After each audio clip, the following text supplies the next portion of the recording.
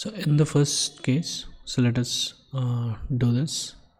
So there is mg, then both of them, they are having equal charges. Okay, so the repulsion force is kq square divided by r square, and this is the tension T. Okay, now this is theta, so this is also theta. So we can write down the equilibrium equation here. T cos theta is going to be equal to mg. T sin theta is equal to kq square divided by r square.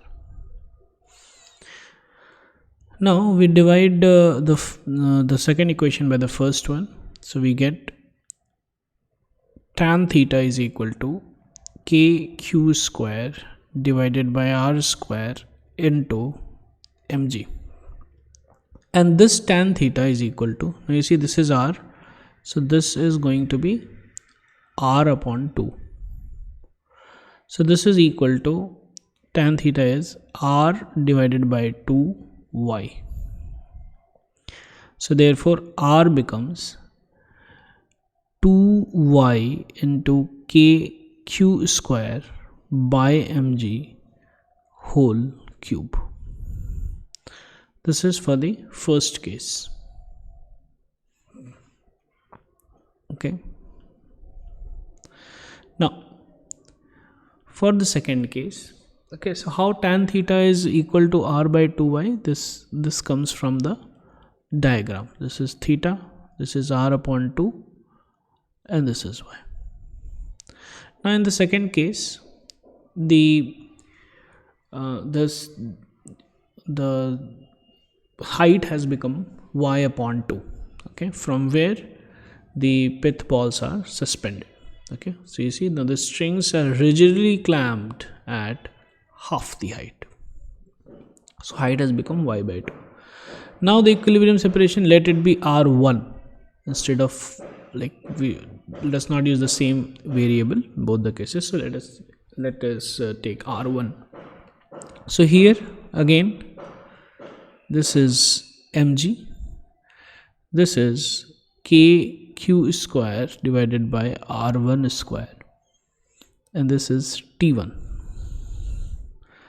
Let it be alpha, so we have t1 cos alpha equals mg, t1 sin alpha is going to be kq square divided by r1 square.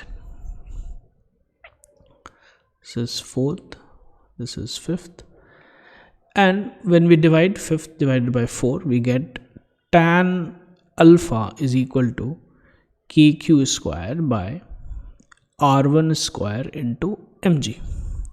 Now this tan alpha, okay, so tan alpha, so this is r1 upon 2 and this is y upon 2, so therefore tan alpha can also be written as r1 upon 2 divided by y upon 2, which becomes r1 divided by y.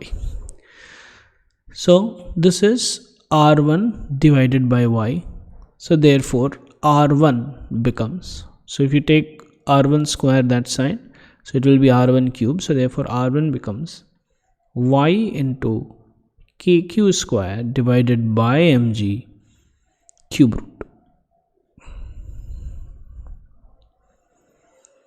Now we divide equation 3 by equation 6, so therefore r divided by r1 becomes,